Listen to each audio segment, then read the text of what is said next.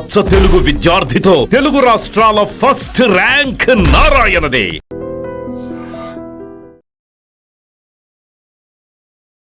I dream చూస్తున్న ప్రేక్షకులందరికీ నమస్కారం. ఈరోజు మనతో పాటు ఐకాన్ ఆస్ట్రాలజర్ గట్టుపల్లి సురేష్ బాబు గారు మనతో పాటు ఉన్నారు. మాట్లాడదాం. నమస్కారం గురుగారు. జై శ్రీమన్నారాయణ. గురుగారు, మరణించిన తర్వాత ఆత్మ ప్రయాణం అనేది ఏ విధంగా ఉంటుంది? అంటే శాస్త్రాలు, ఉపనిషత్తులు, గరుడ పురాణం, భగవద్గీత వీటన్నిటి ప్రకారం ఆత్మ ప్రయాణం అనేది ఏ విధంగా ఉంటుందనేది మా ప్రేక్షకుల కోసం వివరిస్తారా? మన ప్రపంచం పుట్టకముందే పుట్టింది గరుడ పురాణం. ఇప్పుడున్నటువంటి గరుడ పురాణం కాదండి. గరుడ పురాణం అంటే ఇంత ఎత్తున ఉంటుంది. అది మా దగ్గర ఉంది. ఇప్పుడున్నటువంటి గరుడ పురాణం మనకి బుక్కుల్లోనూ నెట్లోనూ దొరికేటువంటి గరుడ పురాణం అనేది ఇదంతా రాచింది. ఇప్పుడు ఇది కాదు గరుడ పురాణం. గరుడ పురాణంలో చాలా వేదాలు చెప్పుకున్నారు. ఇప్పుడు మనకున్నటువంటి సమవేదం, సారువేదం ఏవైతే ఉన్నాయో, ఎదుర్వేదం ఏదైతే ఉందో, ఈ 4 వేదాలు కూడా సారాంశం ఎక్కడైతే ఉందో గరుడ పురాణంలో మొదలవుతుంది అనమాట. ఈ గరుడ పురాణంలో ఈగల గురించి చాలా బాగా చెప్పుకున్నారనమాట. అయితే అలానే ఈ గరుడ పురాణంలో కొన్ని ఉంటాయి. దాంట్లో ఆత్మ ప్రయాణం అనేది ఒకటి ఉంటుంది. అసలు ఆత్మలు ఎలా మొదలవుతాయి, ఆత్మ ప్రయాణం ఏంటి అనేది. ఆత్మ అనేది మనకు అనుకుంటాం కదా, చాలా పెద్దగా ఉంటాయి. మనం రామ్ గోపాల్ వర్మ కానీ ఇప్పుడైతే చాలామంది తీస్తున్నారు. ఇంట్లో వచ్చి మూల కూర్చోవడం, మీద పట్టడం, తెల్లగా ఉండడం, అదే కదా ఆత్మలు అంటే. మనకు తెలిసిన ఆత్మలు అవేనా? అట్లా ఉంటాయి. సినిమాలో చూసిన ఆత్మలు ఉంటాయి. ఆత్మ అంటే ఇంతే ఉంటుందండి. మనకి గోరులో మట్టి ఉంటుంది కదా, ఈ గోరు ఎంత ఉందండి? ఇంతే ఉంటుంది ఆత్మ. దాని సారస్యం మనిషి రూపము ఇట్లా ఇదంతా ఏముండదు. పిల్లి రూపంగా ఉంటుంది, ఎలిక రూపంలో ఉంటుంది. ఆత్మ అనేది ఇంతే ఉంటుంది. కొన్ని ఆత్మలు ఉంటాయి, చాలా పెద్దగా అవుతాయి. అది మనం భావించుకునే దాన్ని బట్టి అవుతూ ఉంటాయి. మన నీడని, మన షాడోని దాటి వెళ్తూ ఉంటాయి. వాటికి పవర్స్ అనేది ఎక్కువ ఉంటుంది. ఒక్కొక్క తరుణంలో అమావాస్య రోజు ఉంది, ఆదివారం ఉంది, మంగళవారం ఉంది, కూర నక్షత్రం ఉంది, ఆ రోజున అనురాధ నక్షత్రం, జ్యేష్ఠ నక్షత్రం ఉంది అంటే ఆ రోజు వాటికి ఉద్భవించేటువంటి పవర్స్ వస్తాయి. ఒక్కొక్క సమయంలో పవర్స్ రాగానే ఆత్మ ఉండేది అందరూ అనుకుంటారు 12కి టైం అనుకుంటారు. కాదు, 1:30 నుంచి 2:30 వరకు ఈ గంట సమయంలో మాత్రమే ఆత్మలు జర్నీ చేస్తూ ఉంటాయి. నైట్ మనకి మన భారతదేశ వస్తమాన ప్రకారంగా మిడ్ నైట్ 1:30 నుంచి లేదా 1 గంట నుంచి 2:30 వరకు. 2:30 తర్వాత బ్రాహ్మీ ముహూర్తం, దేవుళ్ళు వస్తారు. అప్పుడు సాధువులు, గురువులు 2:30 తర్వాత అది ఏకుంజాన్ అయిపోద్ది మనకి. ఇంకా అప్పుడు ఇంకా సాధువులు, సన్యాసులు, యోగులు, యోగ్యులు వాళ్ళు వస్తారన్నమాట. 2:30 వరకు ఆత్మలు ప్రయాణం చేస్తూ ఉంటాయి. ఆత్మలు ముందు ప్రయాణం చేసి స్నానం ఆచరించిన తర్వాత దేవుళ్ళు వస్తారు స్నానం చేయడానికి. ఇది జరిగేటువంటి ప్రక్రియ. అయితే ఈ ఆత్మ ప్రయాణం ఉంటుంది. మరణించిన తర్వాత మరణం ఎలా చెందారో చూసుకోవాలి. సూసైడ్ చేసుకున్నారా, యాక్సిడెంట్లో ఏమైనా జరిగిందా, లేదా ఆరోగ్యం బాలేక మరణించున్నారా, లేకపోతే ఇంకేదన్నా కావాలని హఠాత్తుగా మరణించున్నారా, లేదా కాలం వచ్చి చనిపోయారా అని మనం గ్రహించుకోవాలి. ఈ ఆత్మల్ని మనము వాటిని చేసుకోవాలంటే, ఇప్పుడు మొన్న ఇటీవల కాలంలో ఒక వైరస్ వచ్చింది. చాలామంది ముచ్చివాత పడి ఉన్నారు. ఒక బస్సులోనో ఫ్లైట్లోనో వెళ్ళిపోతూ ఉంటారు.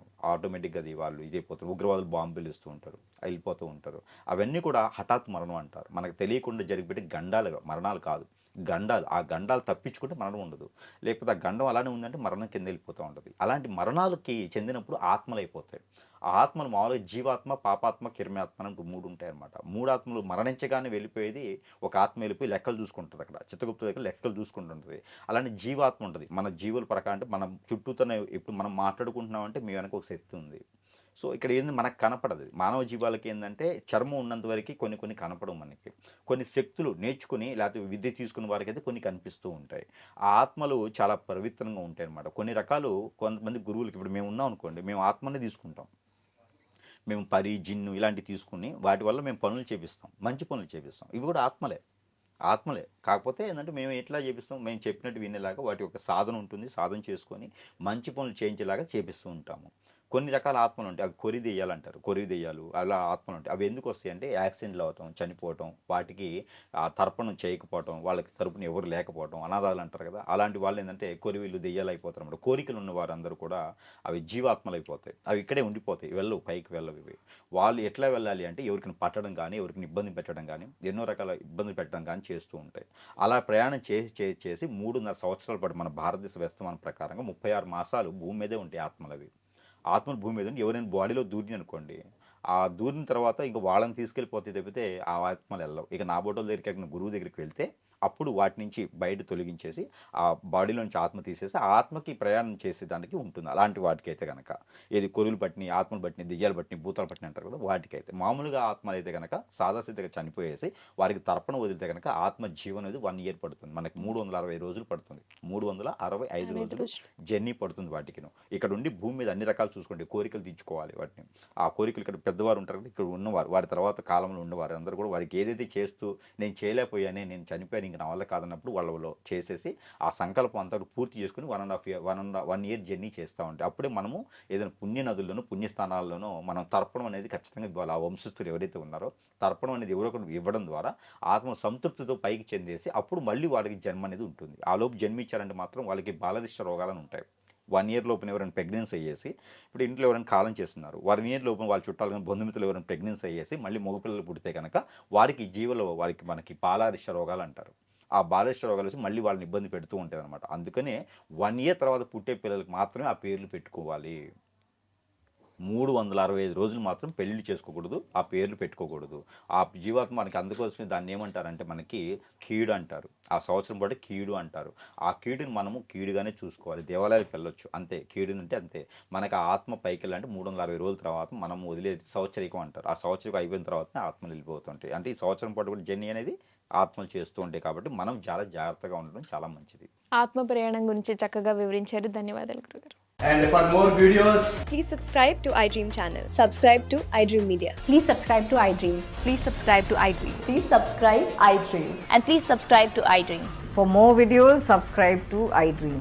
please like, share, and subscribe to the channel. Congratulations, iDream. Subscribe to iDream. Subscribe to iDream. So subscribe to iDream Media. iDream ki iDream team andarki huge congratulations. Please subscribe iDream Media. Please subscribe to iDream. Subscribe iDream. Please subscribe to iDream. iDream అంటే నా కళల channel subscribe చేసుకున్న నోరు తిరుగుతలేదు, మీరైతే గంట గుర్తు కొట్టండి. For more such videos, please subscribe to iDream. Subscribe to iDream. Please subscribe to iDream. Please subscribe iDream Media. Please do subscribe to iDream. Please subscribe to iDream Media. For best entertainment and information, please subscribe iDream. And don't forget to subscribe to iDream.